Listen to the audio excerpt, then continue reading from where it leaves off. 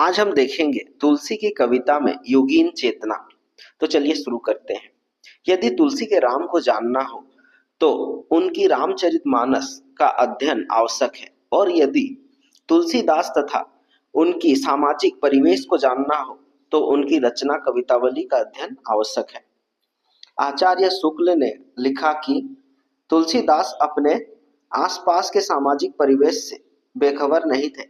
सामाजिक समस्याओं से आंखें मूंद कर उनकी कविताएं नहीं उभरी। अर्थात तुलसी लोक मंगल की साधना अवस्था के कवि थे। तुलसीदास की रचनाओं में निरंकुश राजनैतिक व्यवस्था की भत्सना यानी कि निंदा की गई है और रामराज की कामना की गई है। तुलसी कहते हैं, जासु राज प्रिय प्रजा होहि दुखारी, ते नृप अवसी नरक अधिकारी।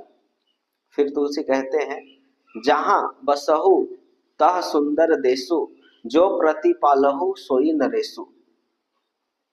फिर तुलसी कहते हैं, देहिक देविक भौतिक तापा, राम राज कहूं ही नहीं व्यापा।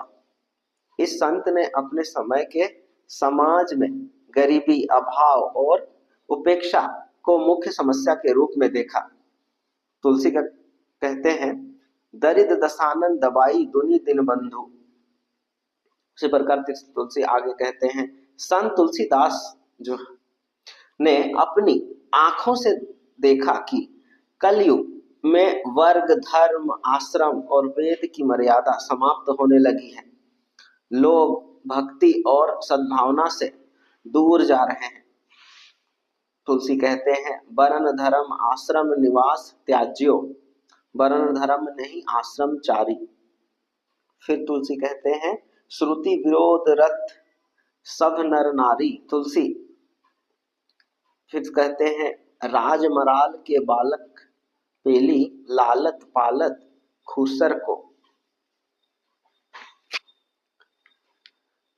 तुलसी फिर कहते हैं, गोरख जगायो जोग, भगति भगायो लोग।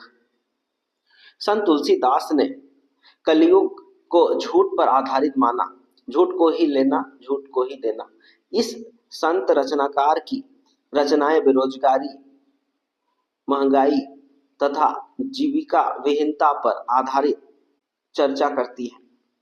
तुलसी कहते हैं, खेती न किसान को, भिखारी को न भीख, भीख बलि बनिक को, बनीज न चाकर को चाकर।